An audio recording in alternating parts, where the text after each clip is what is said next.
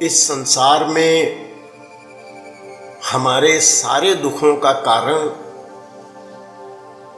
सिर्फ एक छोटी सी नासमझी है। एक ऐसी छोटी सी भूल जिसने हमें अपने मूल से ही भटका दिया है। सच्चाई यह है कि यह संसार अलग है और हम और हमारा जीवन अलग।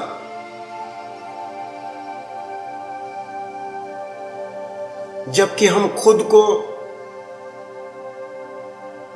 इस दुनिया का हिस्सा समझ बैठे हैं। हम मान बैठे हैं कि दुनिया है तो हम हैं।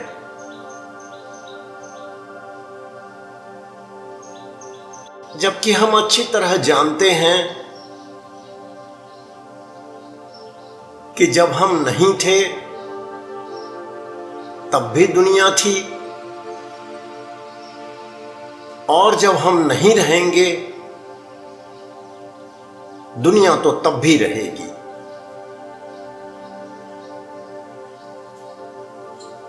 दुनिया तो हमेशा ही यही थी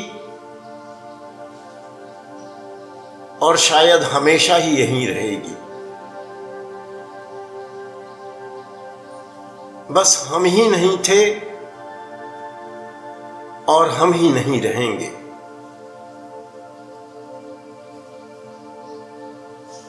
हम सभी अनजान जगहों से, अज्ञात स्थानों से,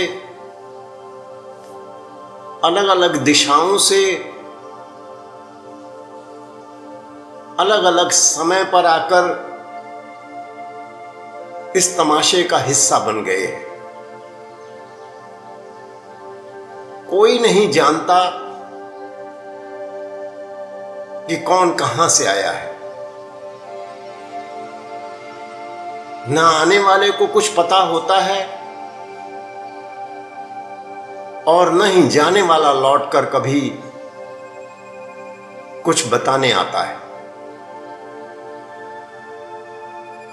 हम आने से पहले के और जाने के बाद के इसी रहस्य में जीते हैं और इसी रहस्य में मर जाते हैं। आने से पहले न कोई रिश्ता होता है और न ही जाने के बाद कोई रिश्ता रह जाता है। सारे रिश्ते यहीं आकर बनते हैं और जाने के पहले टूट जाते हैं। रिश्ते कितने ही मजबूत और गहरे क्यों न हों, न कोई साथ आया है और न ही कोई साथ जाता है। सो इस तरह यह दुनिया अलग है और हम और हमारा जीवन अलग है। और जब यह दुनिया अलग है और हम और हमारा जीवन अलग है, तो यह दुनिया सिर्फ एक पड़ाव है और हमारा जीवन सिर्फ एक अवसर, एक खुला अवसर, वह करने का या वह सब करने का जो हम चाहते हैं। यह हमारे अपने ऊपर है कि हम अपने इस जीवन का इस्तेमाल किस तरह करते हैं। जब हम पैदा होते हैं तब अपने मूल रूप में हम में और एक जानवर में कोई विशेष अंतर नहीं होता। अंतर सिर्फ इतना ही होता है कि हमारे भीतर कुछ बन पाने की संभावना काफी अधिक होती है और एक जानवर में बहुत सीमित। जानवर तो जानवर पैदा होता है,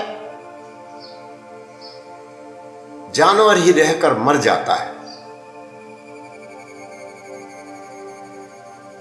जबकि हमारे अंदर 2 पायदान और ऊपर चढ़ने की संभावना होती है।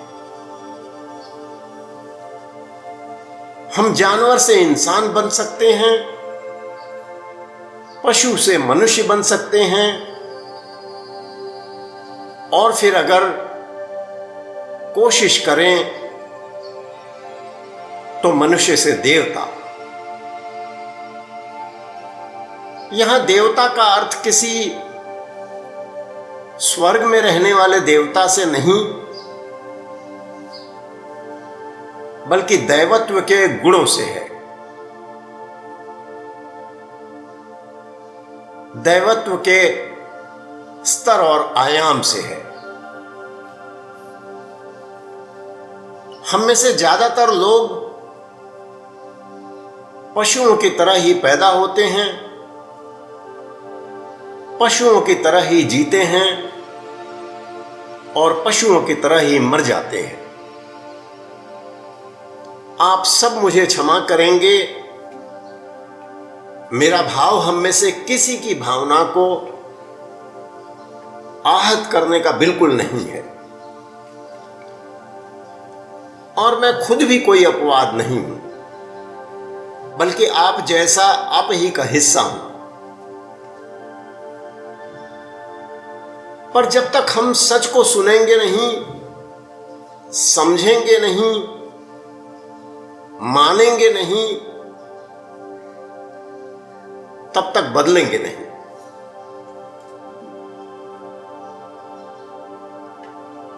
पशु होने का सबसे बड़ा लक्षण यह है कि एक पशु खुद को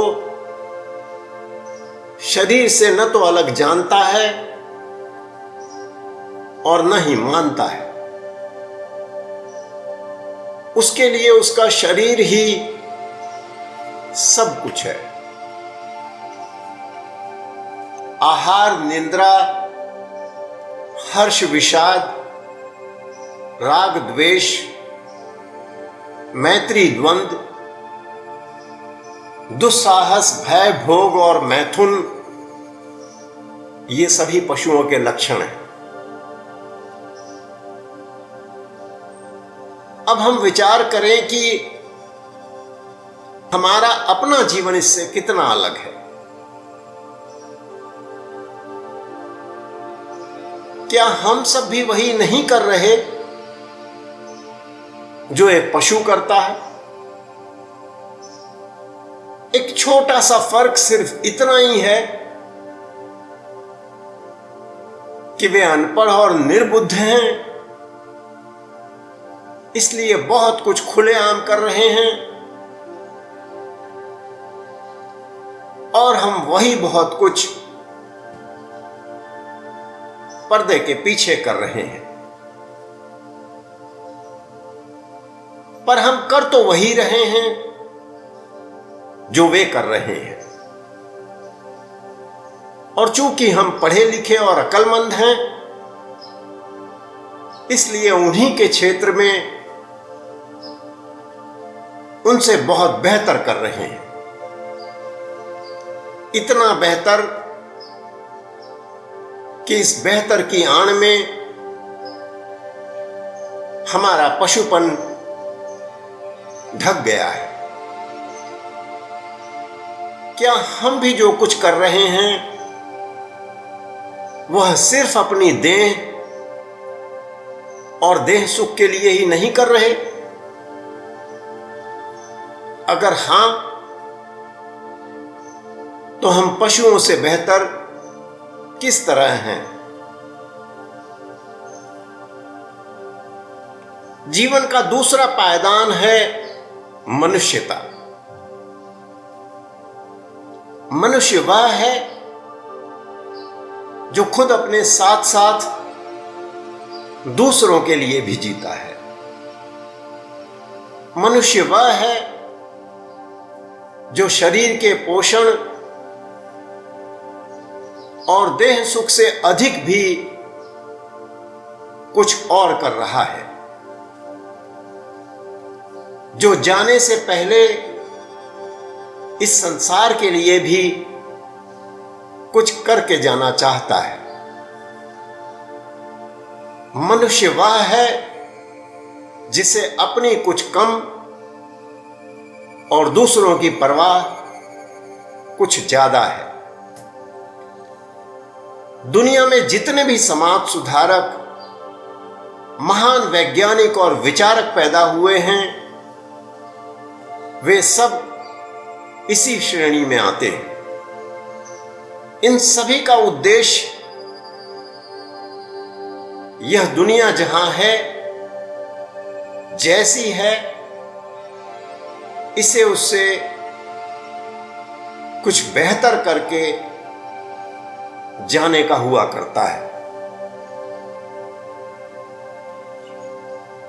जीवन का तीसरा पायदान है दैवत्व। दैवत्व का रास्ता विरलों का है। ये वे लोग हैं जो जाग गए, जो जीवन और उसकी असलियत को समझ चुके हैं। हम दुनियादार यहां आकर इस दुनिया में इतना डूब चुके हैं कि भूल गए हैं कि हम सिर्फ एक यात्री हैं, एक मुसाफिर हैं और सिर्फ जन्म से मृत्यु के एक छोटे से सफर पर निकले हैं। जबकि यह दैवत्व मार्गी जागृत हैं और अच्छी तरह जानते हैं कि जीवन सिर्फ एक अवसर है, एक मौका है वह करने का जो पशु नहीं कर सकते। जहां एक दुनियादार संचय, संग्रह, देह की पुष्टि और शारीरिक सुख में व्यस्त है, वहीं यह दैवत्व मार्गी किसी और ऊंचे उद्देश्य में जुटा हुआ है। एक दुनियादार इस दुनिया के बीच बहाव में कूदकर इसका हिस्सा बन जाता है और हिचकोले खाता रहता है। वहीं दूसरी ओर यह दैवत्व मार्गी एक किनारे बैठकर इस दुनिया रूपी मेले का तमाशा देख रहा होता है। दोनों एक दूसरे पर तरस खा रहे होते हैं। दुनियादार दैवत्व मार्गी के त्याग, दरिद्रता और उसकी मूर्खता पर तरस खा रहा होता है और दैवत्व मार्गी उसके झूलों, झटकों, हिचकोलों और बीच बहाव में ले रहे गोतों पर। जब तक एक दुनियादार के सारे मनोरथ पूरे हो रहे होते हैं, तब तक वह इस दैवत्व मार्गी का उपहास कर रहा होता है, हंसी उड़ा रहा होता है। जब फंसता है तब इसकी ओर दौड़ता है। इस तरह घूम फिरकर आखिर में इस जीवन के सिर्फ 3 ही लक्ष्य हो सकते हैं। इस संसार में सिर्फ 3 ही रास्ते हैं: पशुपन, मनुष्यता या फिर दैवत्व का। हमें चाहे पता हो या ना हो, लेकिन हम जीवन में जो कुछ भी कर रहे हैं वह जाने अनजाने आखिर में हमें इनमें से ही किसी एक ओर ले जा रहा है। हमें इनमें से ही कोई एक बना रहा है। इस संसार में चौथा कोई रास्ता है ही नहीं, तो हम कुछ और चुनेंगे कैसे? कुदरत ने तो हमें देने में कोई कमी नहीं रखी। जानवरों से तो हमें बहुत बेहतर बनाया। हमें 3 वरदान ऐसे दिए जिनके कारण हम इस सृष्टि के सिरमौर बन गए,